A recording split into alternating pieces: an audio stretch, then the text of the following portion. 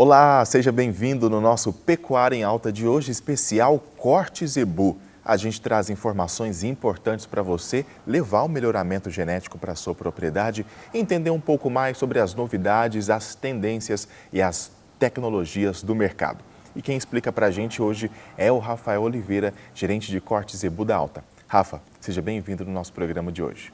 Obrigado, David. É um prazer estar falando com vocês aqui e poder contribuir um pouquinho com algumas informações interessantes aí para os nossos telespectadores. Que é o manejo da maternidade, né, Rafa? Que é um assunto muito importante para a pecuária de corte, até porque o bezerro é o lucro da propriedade, mas para ter esse lucro é preciso ter algumas precauções, alguns cuidados. E quais são esses cuidados que o produtor precisa ter nesse momento importante? David, é muito importante o manejo de maternidade e a estação de monta, novamente, que é o tema que a gente falou lá atrás, ele passa a ser importante aí, porque as vacas vão parir no momento certo.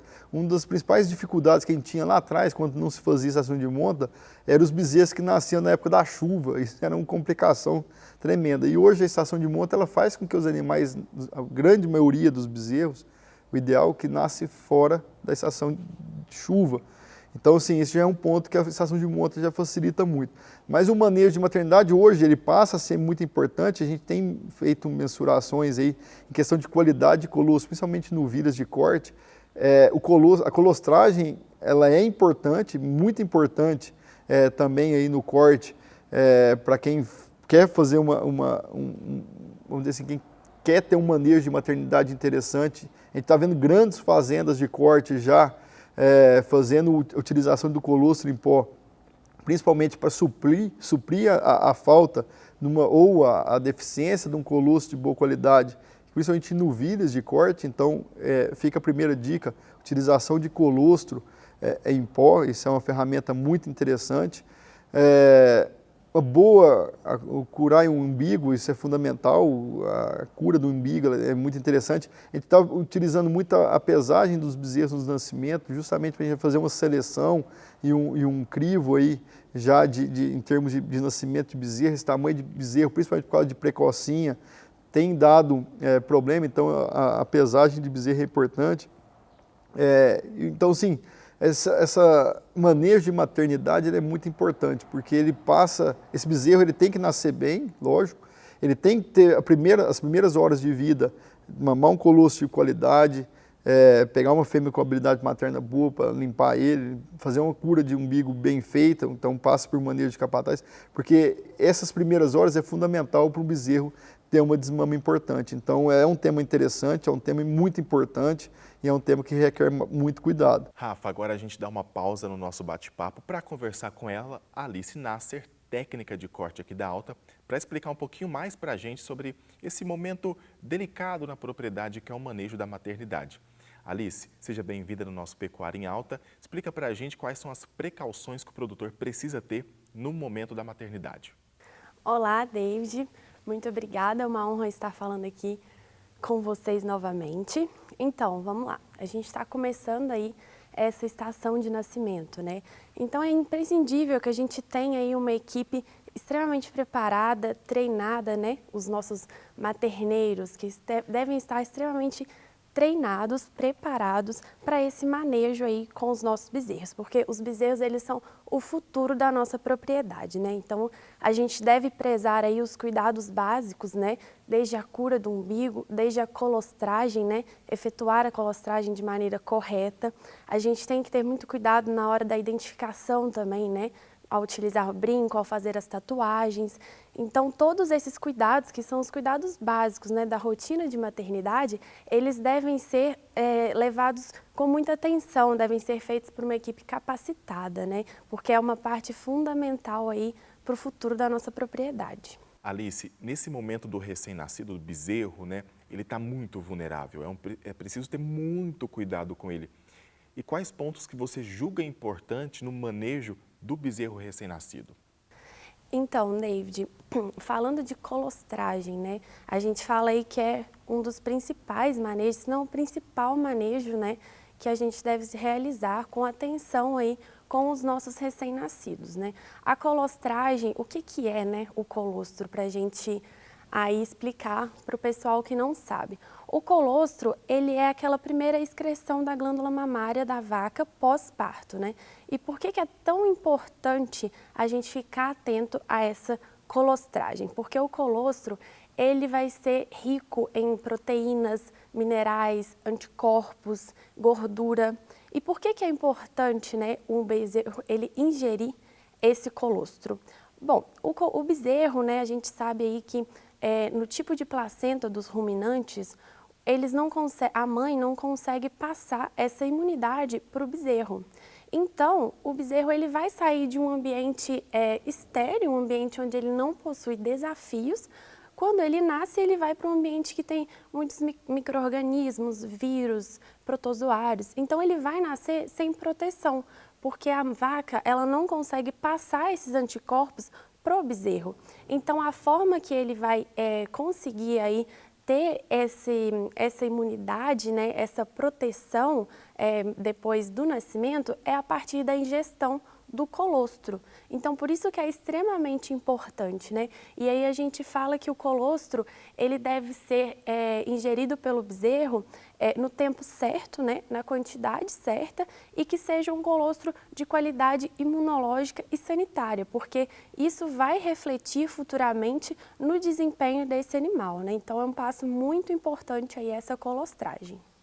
Se a gente fala sobre esse assunto com o produtor, ele chega a ficar travado quando o assunto é o bezerro não conseguiu mamar o colostro. Pronto. Aí a dor de cabeça está instalada, o nervosismo em toda a fazenda está instaurado. Queria que você explicasse para a gente o que a Alta oferece para esse produtor quando o bezerro não consegue fazer a ingestão do colostro corretamente. Excelente, David. Então, a gente tem que estar muito atento, né, à realidade da propriedade, ali ir na maternidade, fazer essas rondas e verificar ali se o animal ele conseguiu ou não ingerir esse colostro, né? Então, assim, como que a gente pode observar isso? A gente pode ver, por exemplo, se uma vaca de manhã, na primeira ronda, ela está dando sinais de que vai parir, e à tarde a gente vê que o úbere dela ainda está cheio e o vazio do bezerro ainda está profundo, a gente vai ter que intervir, né? Porque o bezerro ele não ingeriu esse colostro ou às vezes ele não conseguiu aí criar essa relação com a vaca para ele conseguir identificar o úbere. Então, a gente tem que tomar muito cuidado e fazer essa intervenção. Então, quais são as formas que a gente consegue fazer essa intervenção para conseguir agir a tempo, né? A gente tem duas alternativas. A gente pode ali, se o bezerro ele ainda tem aquele reflexo de sucção, né? Ou seja, ele consegue ali ainda identificar o bico da mamadeira, ele consegue sugar. Então, a gente consegue fazer com que esse bezerro ele ingira, né, o colostro, seja o colostro em pó, por exemplo, né, que nós temos uma alternativa, a gente consegue fornecer esse colostro por via da mamadeira. Mas, se por acaso esse bezerro, né, porque quando ele não ingere esse colostro, a gente tem que esse vigor desse bezerro é muito baixo. Então, pode ser que ele não tenha esse reflexo de sucção. Então, a gente tem a alternativa também da sonda, né? A gente consegue aí passar esse colostro pro bezerro através da sonda. E também é imprescindível que a equipe, né, de materneiro seja treinada para que a gente consiga aí ter sucesso nessa colostragem. Então, nós temos essas duas alternativas aí de fornecimento, caso o bezerro ele não consiga ingerir o colostro da própria mãe, né? Através, então, da mamadeira e da sonda. Alice, a atenção continua redobrada, né? Por isso que a gente sempre orienta que a equipe do manejo visite a vaca e o bezerro pelo menos 2 vezes ao dia para ver se tem algum problema, como que está o bezerro, o desempenho do bezerro, se tem algum animal por perto que pode oferecer risco. Ou seja, essa vistoria é preciso, né?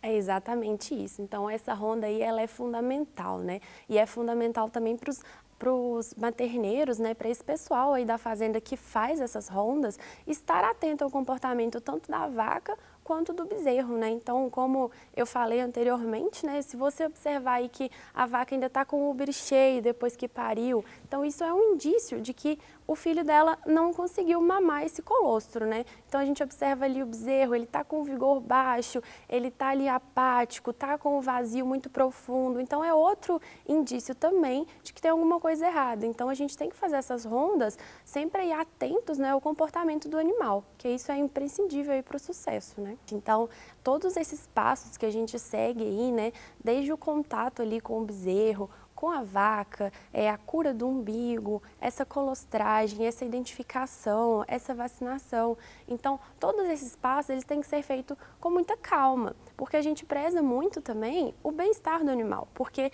a gente concorda, né, que é um momento um pouco estressante para o animal, né, passar por todos esses manejos, ter esse contato humano.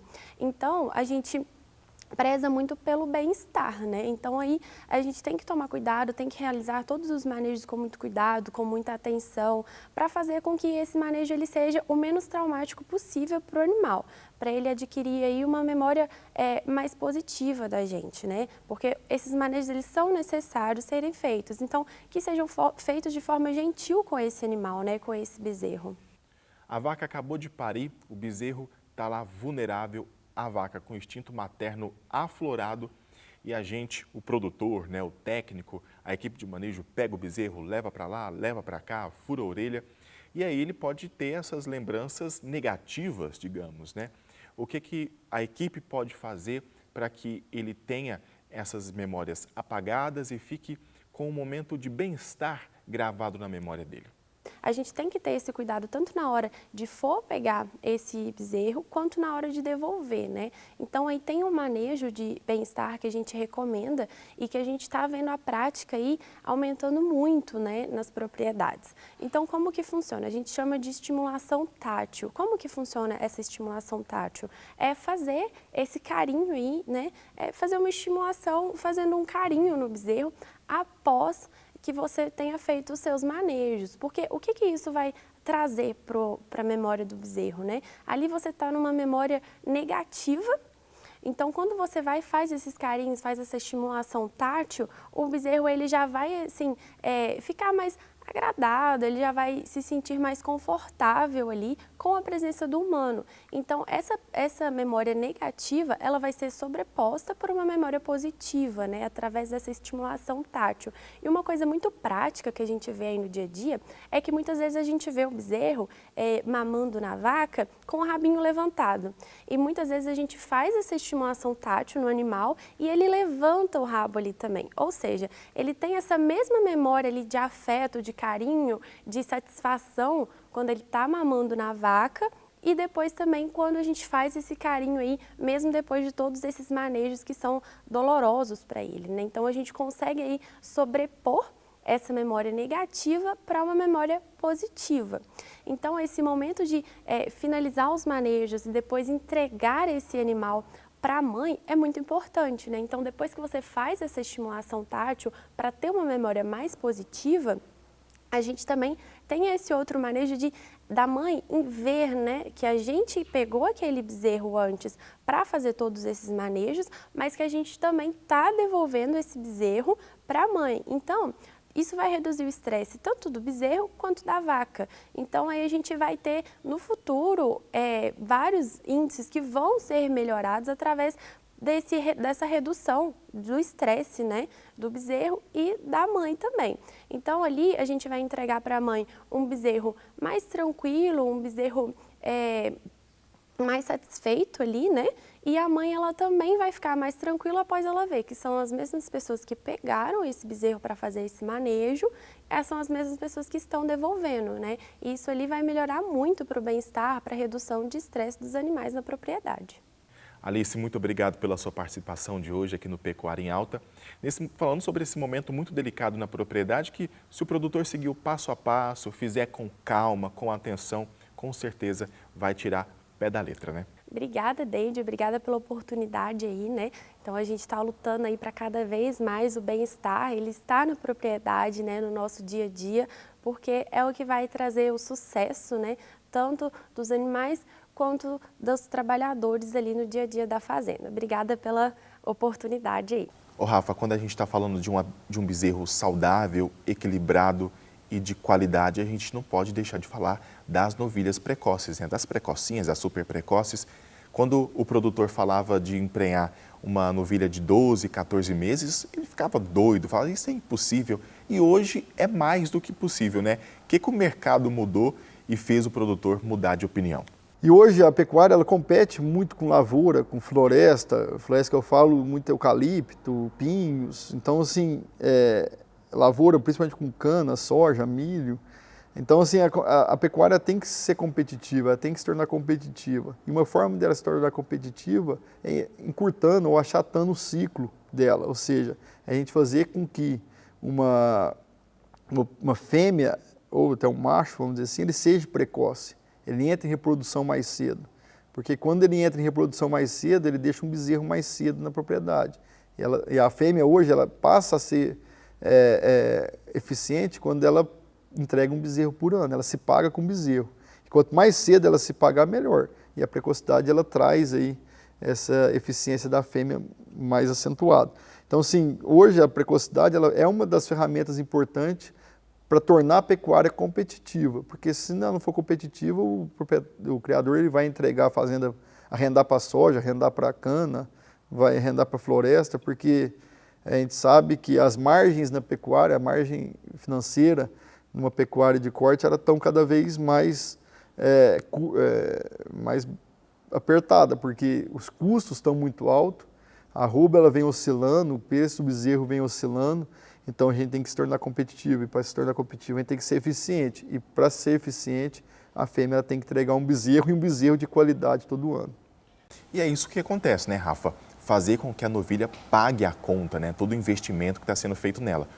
Hoje a gente já vê várias fazendas que não seguram fêmeas que não emprenharam ou super ou precocemente, né? Vamos dizer assim. A gente sabe de várias fazendas que a fêmea hoje, se ela não emprenhou antes dos 20 meses de idade, ou dos 18 meses, ela é emprenhada normalmente, depois ela é vendida como uma novilha normal. Então, hoje, a fêmea, em várias propriedades, ela se torna precoce. A gente sabe que a precocidade ela é envolvida com vários outros fatores, tipo nutrição. Talvez seja um dos fatores que mais influenciam em termos de precocidade. Para a novilha se tornar precoce, além de genética, lógico, ela tem que ter um manejo nutricional, um manejo sanitário interessante, porque ela tem que pesar, ela tem que ter um mínimo de peso para entrar em reprodução, ela tem que ter um mínimo de acabamento para entrar em reprodução. Por isso que o acabamento ele passa a ser importante, igual eu falei lá atrás, não só na parte de terminação de carcaça, mas como reserva energética e principalmente por causa de precocidade sexual. A gente sabe que a fêmea ela entra, ela cresce, ela para de crescer, ela começa a depositar gordura. A partir do momento que ela deposita gordura, ela entra em reprodução. Por isso que o acabamento entra de novo como uma característica muito importante. Então, o manejo nutricional, o manejo sanitário, mais a genética, é a receita de sucesso aí para uma precocidade sexual em fêmeas e também em machos. Né? A condição corporal da novilha, né? O professor Gustavo, ele abordou no Concept Plus que uma novilha muito gorda e muito magra, ou seja, os extremos, né, pode prejudicar e muito o desenvolvimento dela. E não é isso que precisa, é preciso encontrar o meio termo para ter o sucesso da novilha precoce, né? A novilha muito magra, ou a fêmea muito magra, ela já vai estar com um balanço energético, não vai estar positivo, ela não vai estar ganhando peso. A fêmea muito pesada, com excesso de gordura também, ela passa a ser prejudicial porque o hormônio reprodutivo ele tem ligação muito forte com o tecido adiposo. Então, a fêmea ela passa a prejudicar a parte reprodutiva. Então, assim, o meio termo é sempre o ideal, né? Não os extremos. A gente tem sempre que fugir dos extremos, sempre. Mas, vou dar um exemplo simples. Essas mulheres triatleta, que tem baixo índice corporal de gordura corporal, geralmente elas não ciclam. Então, é justamente a mesma coisa que a gente pensa numa fêmea, numa vaca. A vaca muito magra, também, ela não vai entrar em reprodução por causa de falta de gordura. Quando a gente fala de rebanho precoce, quais são os itens que o produtor está selecionando? O que ele tem que se atentar para montar um rebanho precoce?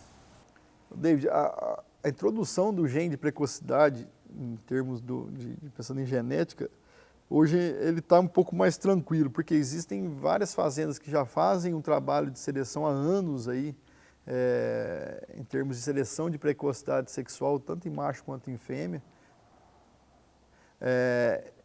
Então hoje a gente consegue ir no mercado, seja comprando fêmeas em leilões, ou seja, comprando sêmen central de touros que tem esse gene de precocidade embutido aí por vários anos em termos de genética aí, sustentado aí por várias gerações. Por exemplo, hoje a gente tem touro na central que tem 8 gerações de matrizes super precoces em seu pedigree. E ele, inclusive, são touros que deram sêmen super precoce, que hoje a gente já consegue mensurar também precocidade sexual em macho, ou seja, 9 gerações de precocidade sexual. Isso aí já é um ponto interessante. E também através das avaliações genéticas, hoje existem características que trazem facilidade para a gente selecionar em termos de precocidade sexual. Por exemplo, característica de idade ao primeiro parto, característica de probabilidade de parto precoce, o próprio acabamento tem uma correlação alta com precocidade sexual, então se a gente juntar idade ao primeiro parto ou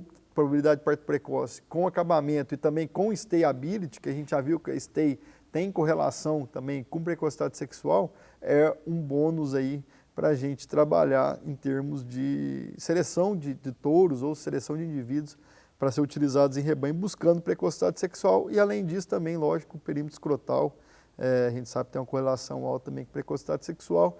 Então hoje aí existem várias ferramentas, existem vários indivíduos que trazem o gene dentro da sua genética para precocidade sexual, que o criador utilizando ele vai ter aí esse gene dentro do rebanho. A gente sabe que quando você introduz o gene no rebanho, aí ele é mais fácil através de um manejo nutricional, um manejo sanitário, a gente colher essa precocidade sexual aí no rebanho. Lógico, pensando em rebanhos comerciais, lógico que a gente não vai trazer na primeira geração um rebanho que tem aí em média de 24 meses de início aí de reprodutivo de uma fêmea para 12 meses. Isso a gente vai ter que ir trazendo aos poucos, diminuindo, através de melhorar o manejo nutricional, melhorar a genética, todo esse conjunto aí faz com que o intervalo aí vai sendo encurtado aí, e isso facilita muito aí a introdução e o resultado em termos de precocidade sexual. E claro, quando o assunto é precoces, a gente tem que se atentar no primeiro parto, né, que é um pouco difícil, às vezes pode ter algumas complicações e para isso a gente precisa ter o material genético de qualidade, o touro ideal para aquela precoce. E nós aqui na Alta, claro, temos o melhor material genético, os touros ideais para essas precoces, né, Rafa? É isso aí, David. Característica de peso de nascimento muito importante. A Alta tem grandes opções aí de touros para ser trabalhado em baixo peso de nascimento. Uma delas, 1061 da SAF, um touro que vem aí desse importante criatório que a Santanice absorveu anos atrás. O 1061 vem no pé de uma matriz. Ele é filho do Uno. O Uno é pai do campeão, o famoso cachorrão, apelido do 1474, numa matriz marisco com adereço, que vem lá no sangue da toada do IZ, importante doadora do IZ. O 1061, um touro que é top 0,1% no Embrapa Gene Plus. Esse touro é muito interessante porque a gente sempre busca baixo peso de nascimento e onde ele é top 0,1% no Gene Plus por essa característica, mas ele traz um peso a desmama alto e um peso a sobreano muito alto. Esse touro traz uma curva de ganho de peso muito acentuadas. Os bezerros nascem pequenos, vem ganhando peso muito forte na desmama e explode no sobreano. É o famoso curve bender, esse touro, esse tipo de animal aí que possui essa curva acentuada, esse termo, essa expressão muito comentada no Angus. E o 1061 da SAF pode ser considerado o Nelore Curve Bender aí, um touro que traz, além do peso de nascimento baixo, com uma explosão de ganho de peso muito acentuado, ele traz ótima habilidade materna, ótima fertilidade, porque ele tem uma depth de stability muito alta, precocidade sexual, tanto no macho quanto no fêmea, porque ele traz uma IPP alta, um perímetro escrotal sobreano alto, e além disso traz boa área de olho de lombo e excelente espessura de gordura, que também tem correlação com o acabamento e traz um excelente marmoreio. Para quem busca já essa característica pensando em qualidade de carne, o 1061 é uma grande opção. Então tá aí a primeira grande opção, aí, 1061 da SAF, para quem busca touro de baixo peso de nascimento e também uma grande opção de sangue para ser trabalhado na linhagem do Ren Armador. David, o próximo touro, pensando nessa importante característica de peso de nascimento, é o Eli Five da Flock, o filho do Ren F22, sangue do Armador, que eu vou Tuporanga, e na linha materna o Eli traz a Ren Fumosa, uma importante doadora adquirida pelo Nelore Flock, lá do Osman.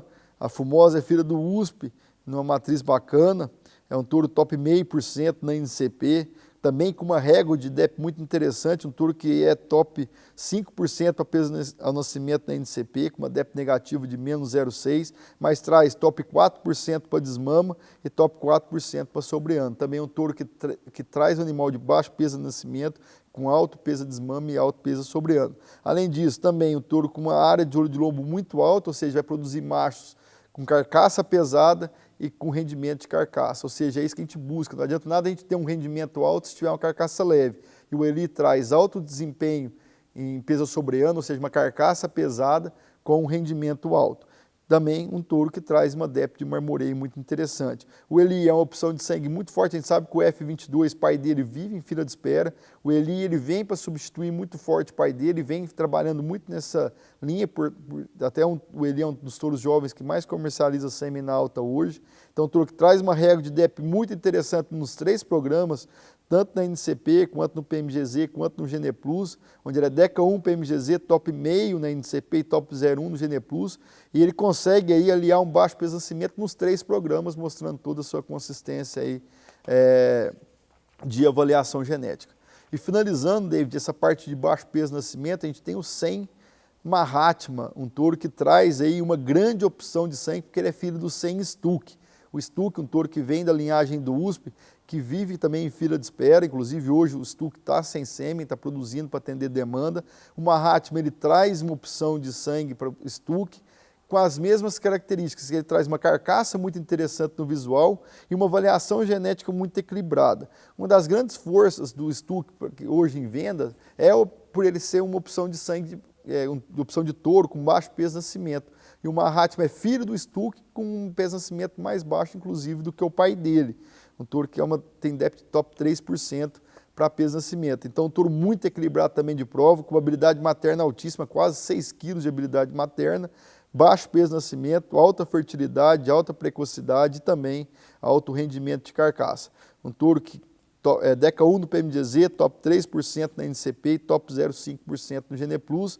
Mahatma é filho do Stuck numa matriz cacuete, que é sangue do 100 mexicano.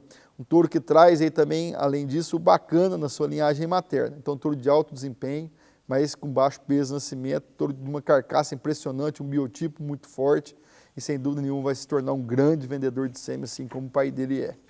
Bom, a gente chegou ao fim do nosso programa Pecuária em Alta, especial Corte Zebu, que trouxe várias informações para você. E claro que a nossa intenção aqui é ajudar você cada vez mais a entender sobre as tecnologias, ao mercado da pecuária e, claro, falar sobre o nosso papel no investimento e na melhoria da pecuária brasileira, do mundo inteiro, né? E também para te ajudar a fazer parte dessa evolução. Rafa, muito obrigado pela sua participação. Volte mais vezes para participar do nosso Pecuária em Alta. Eu que agradeço, David, é sempre um prazer poder falar com todos aí, poder contribuir um pouquinho aí com quem nos assiste aí, com nossos clientes e parceiros aí de casa. E para você ficar por dentro de todo o conteúdo da Alta, você já sabe, né? Só você seguir a gente no canal no YouTube, também seguir a gente nas redes sociais, tem sempre novidade. O nosso canal no YouTube está recheado de vídeos, conversas técnicas para você ficar por dentro do mundo da pecuária. No Spotify, na sua plataforma de podcast preferido, a gente tem sempre, toda quinta-feira, um episódio novinho para você. E a gente volta a se encontrar no próximo Pecuária em Alta. Forte abraço e até mais!